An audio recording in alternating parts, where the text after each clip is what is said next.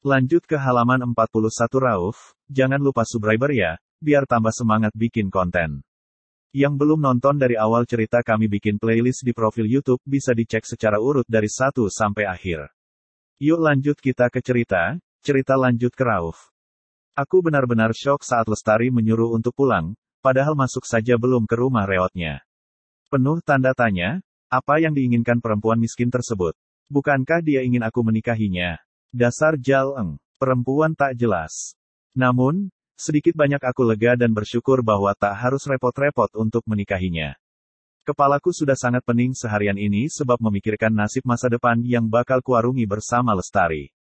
Apalagi saat melihat kondisi rumahnya yang memprihatinkan dan rupa dari ibu kandungnya tadi. Ternyata, semiskin-miskinnya Risa, lebih miskin dan mengenaskan si Lestari. Aku sempat bergidik tadi. Bagaimana bisa aku menginap di rumah sejelek itu? Sudah pasti debu di dalam sana menumpuk dan bau apek. Cepat kupacu sepeda motor, melewati jalan rusak yang membuatku muak dan rasanya ingin kulewati dalam sekejap. Sepanjang perjalanan, aku yang masih terhenyak dengan sikap Lestari, hanya bisa mengutuki betapa nasibku sungguh sangat sial sebab berkencan dengan perempuan tersebut. Lihatlah, aku yang tak pernah melalui apalagi singgah di dusun yang terpencil ini, jadi harus mengarungi jalan rusak serta berliku penuh aral melintang. Tari, semoga kau enyah dari muka bumi ini agar aku tak harus berjumpa lagi denganmu selama-lamanya. Beruntung, aku bertemu dengan sebuah truk yang kupaksa untuk stop. Ternyata kendaraan besar tersebut habis mengangkut pasir dan mau ke kota. Aku langsung izin untuk membuntuti mereka agar tak salah ambil jala. Untung si sopir dan anak buahnya orang baik. Kalau tidak, mungkin aku sudah dipalak atau dirampok sebab di hutan sini sama sekali tak ada orang yang lewat. Setelah menempuh medan yang jauh dan lumayan berat, akhirnya aku sampai juga di gapura perbatasan daerah menuju kota tempat tinggalku. Kondisi hari sudah pukul 18.15. Ternyata aku benar-benar sangat lama di perjalanan tadi. Harusnya 4 jam saja sudah sampai ke rumah. Namun, sialnya sebab sempat tersesat, aku malah menghabiskan waktu selama kurang lebih 6 jam. Kupacu motor kencang-kencang dan berpisah dengan truk yang sepanjang jalan tadi memanduku hingga sampai gapura selamat datang. Aku ingin cepat sampai. Lapar di perutku pun tak tertahankan lagi. Saat aku tiba di perempatan dan lampu lalu lintas mulai hijau, aku yang tadinya berhenti di barisan paling depan, langsung tancap gas lagi dengan kecepatan tinggi tanpa melihat kendaraan dari arah kanan dan kiri, sebab kupikir karena ini sudah giliran kami untuk jalan. Brak. Semua terjadi secara tiba-tiba. Sebuah motor dari arah barat, menghantam motorku hingga aku terbanting jatuh ke aspal.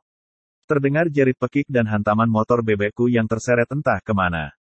Pandanganku seketika gelap. Tubuhku rasanya remuk redam dan telingaku mulai tak dapat mendengarkan apapun. Mungkinkah aku telah menemui ajal? Mas Rauf, aku di sini. Sebuah suara yang sangat kukenal. Suara yang rasanya begitu kurindukan itu kini telah memenuhi telinga. Perlahan mataku membuka. Sulit sekali rasanya. Silau dari pantulan cahaya lampu yang tiba-tiba masuk ke pupil, membuatku tak mampu dan rasanya ingin memejamkan mata. Rauf, kamu sudah bangun. Buka lagi matamu, anakku. Mama di sini. Ada Risa juga. Buka matamu, Mama mohon. Terasa genggaman tangan yang erat beriringan dengan isak tangis dari Mama.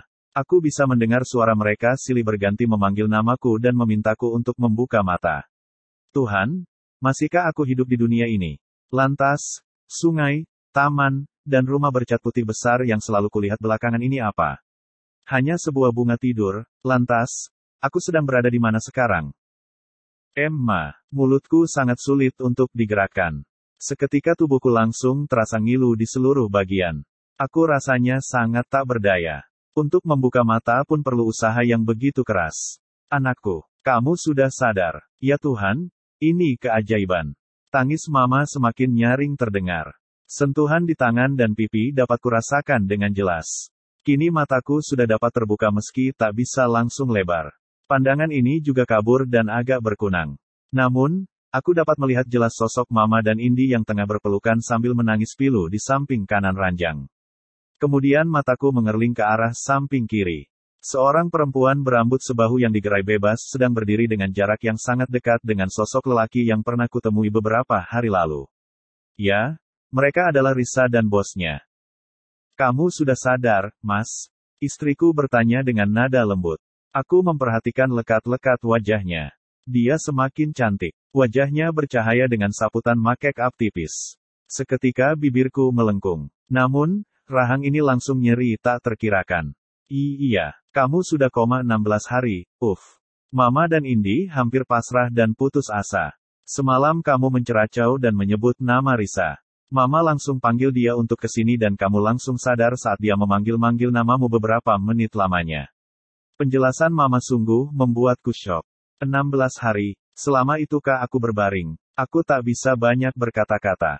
Hanya mataku yang kini dapat menjelajah menyapu seluruh penjuru ruangan yang di sekelilingnya banyak alat-alat medis yang tak ku tahu apa namanya.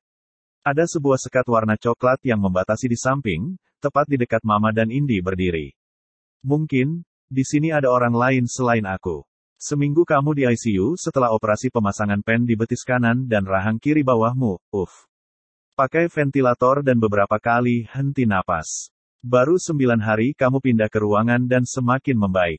Mama nggak ngangka, akhirnya hari ini kamu bangun.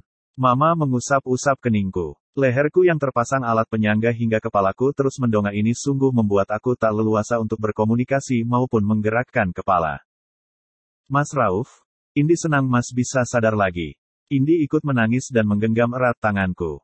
Aku senang, sebab Mama dan adikku ternyata begitu bahagia kala aku bangun dari koma yang panjang.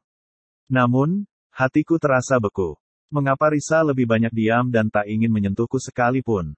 Bahkan, lelaki di sampingnya terus membisu sejak pertama kali aku membuka mata. Riz. Susah payah ku gerakkan bibir untuk menyebut namanya. Rahangku langsung sakit. Ya, Mas, Risa yang memakai dress warna kuning itu mendekat padaku. Dia tampak kaku dan tak seperti biasanya. Kami benar-benar bukan seperti sepasang suami istri lagi. Masihkah dia marah dan tak bakal memaafkanku meski kondisi yang menimpaku sudah sangat menyedihkan begini? Tanganku kiriku berusaha menggapai-gapainya. Perempuan itu lalu meraih tanganku dengan wajah enggan dan mengusap-usap pelan punggung tangan ini. Aku merasa hampa. Tak ada cinta di wajah cantik itu. Risa, kau benar-benar tak mau memaafkanku. Maaf. Sudahlah, Mas. Kamu fokus pada penyembuhanmu. Aku sudah tidak apa-apa. Risa tersenyum. Bibir tipisnya yang berwarna merah jambu itu begitu manis dan ranum. Tak inginkah dia mengecup pipiku setelah aku sadar dan berjuang untuk bertahan hidup? Cepat sembuh, Rauf. Terus semangat. Dokter yang mengenakan kaos berkerah warna putih itu tampak menepuk-nepuk pahaku yang terbungkus oleh selimut warna putih milik rumah sakit. Aku hanya bisa memberikan isyarat dengan mengacungkan jempol tanganku padanya. Selebihnya tak bisa kulakukan apapun sebab kepalaku rasanya semakin pening. Risa, menginaplah di sini. Rauf sepertinya sangat rindu. Suara Mama terdengar lirih sekaligus penuh harap. Risa yang tadinya menggenggam tanganku, langsung melepaskannya dan mundur beberapa langkah menjauh dari sisi ranjang. Tidak, Ma, aku akan pulang ke kos.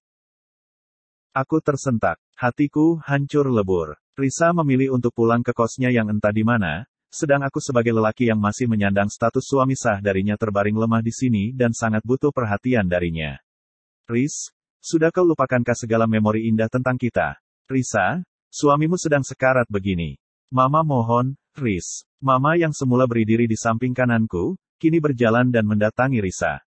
Perempuan parubaya yang mengenakan gamis warna biru laut dan kerudung warna senada itu memeluk tubuh istriku sembari menangis terisak-isak. Mohon maafkan, Rauf, Riz. Mama mohon, beri dia kesempatan sekali lagi. Aku melihat dengan mataku yang masih agak buram, bahwa Mama memangis sesegukan sembari melekap erat tubuh Risa. Perempuan itu hanya diam, memandang ke arah lelaki tinggi berkulit putih yang juga menatap istriku dengan mata yang aneh. Apakah mereka benar-benar berpacaran? Tuhan, aku tidak kuat menerima kenyataan ini. Maaf, Ma, kata Risa sembari melepaskan dirinya. Risa memang sudah memaafkan Mas Rauf, tapi kami tidak akan pernah bisa kembali menyatu lagi. Jantungku terasa ingin copot. Istriku yang dulu sangat mencintaiku, teganya kau mengatakan hal demikian padahal saat ini aku sungguh sangat memerlukan uluran tangan serta kasih sayang darimu. Apakah karena aku telah terkulai di atas ranjang, membuatmu semakin enggan untuk hidup bersama? Ya Tuhan, Riz, di mana hatimu? Kamu tidak kasihan melihat Rauf seperti ini. Mama semakin meraung. Sementara Indi langsung terduduk lemas di lantai dan menangis tergugu-gugu. Hancur benar perasaanku. Aku ingin mati saja. Mengapa Tuhan malah membangunkanku dari koma bila ujungnya hanya seperti ini? Aku kasihan, Ma. Namun, aku tetap akan bercerai dengan Mas Rauf. Kami sudah tidak bisa dipaksakan untuk menyatu lagi. Bukan karena ada sosok Dr. Fadi di hidupku. Tidak, bukan karena dia. Ini adalah keputusanku sendiri. Risa melangkah menjauh dari Mama. Berdiri di samping bosnya yang hanya diam tanpa ekspresi apapun. Aku akan selalu menjenguk dan membantumu, Mas. Tenang saja, tak bakal kutinggalkan kamu sendirian menjalani hari-hari berat ini. Namun, sidang cerai kita akan terus berlangsung. Besok panggilan mediasi pertama. Kamu tak perlu hadir, Mas. Biar aku yang mengurusnya. Bagaimanapun aku tidak bisa lagi untuk menjadi istrimu. Bila dipaksakan, percuma. Hubungan kita sudah terlalu rusak dan tak mungkin bisa diperbaiki lagi. Ucapan Risa dan tatapan matanya yang tajam membuatku enggan untuk menyambung hidup. Air mataku perlahan kini mulai luruh dan membasahi pipi. Maafkan aku, Ma. Mungkin aku sudah mengecewakan kalian. Namun, aku berhak untuk memilih kebahagiaanku sendiri. Risa berkata-kata lagi. Sementara kami bertiga hanya bisa menangis dan meratapi nasib buruk yang seolah tak kunjung mau minggat dari keluargaku. Pergilah kalau begitu, Riz. Cari kebahagiaan itu. Mama sudah pasrah. Mama mengusap air matanya. Dia berlalu dari Risa dan kembali ke sisi kananku untuk membantu Indi bangkit. Sudah, Indi. Inilah takdir Masmu. Kamu harus doakan Masmu agar kuat. Aku terharu sekaligus semakin hancur mendengarkan ucapan Mama. Ku pejamkan mata ini rapat-rapat. Berharap Tuhan memanggilku saja sekalian. Kini hidup pun aku sudah tak guna lagi. Bersambung.